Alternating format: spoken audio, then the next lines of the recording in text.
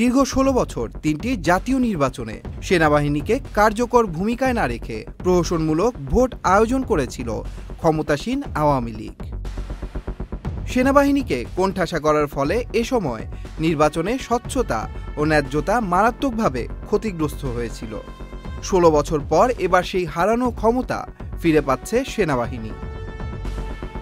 জাতীয় নির্বাচনে সশস্ত্র বাহিনী আবারও আইন প্রয়োগকারী সংস্থা হিসেবে ক্ষমতা ফিরে পাচ্ছে।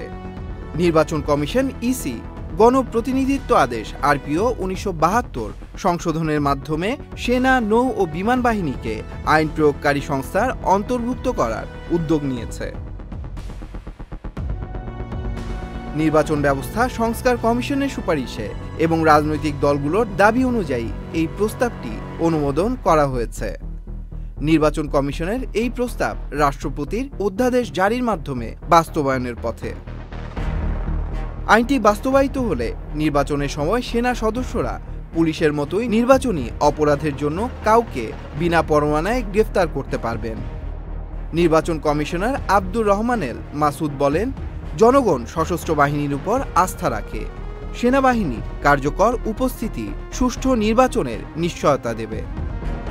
বিশেষজ্ঞরা মনে করেন, এবার ইসি সেনাবাহিনীকে পূর্ণ ক্ষমতায় মাঠে রাখতে আগ্রহী। সিসি নাসির উদ্দিনও আগের চেয়ে বেশি সংখ্যক সেনা মোতায়েনে জোর দেন। স্বরাষ্ট্র উপদেষ্টা জাহাঙ্গীর আলম চৌধুরীর মতে এবারের নির্বাচনে ৮০,০০০-এরও বেশি সেনা সদস্য মোতায়েন করা হবে।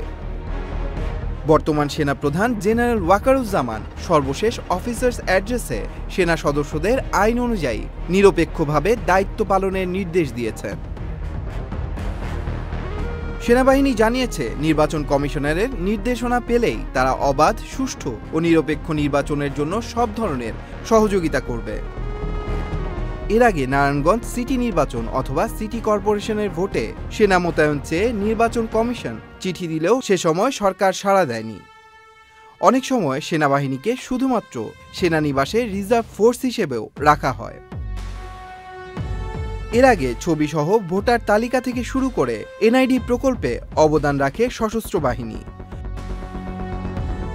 রাজনৈতিক দলগুলোর বড় অংশ এবং সাধারণ ভোটাররাও মনে করেন, নির্বাচনে সেনাবাহিনীর উপস্থিতি সুষ্ঠু নির্বাচনের পূর্ব শর্ত।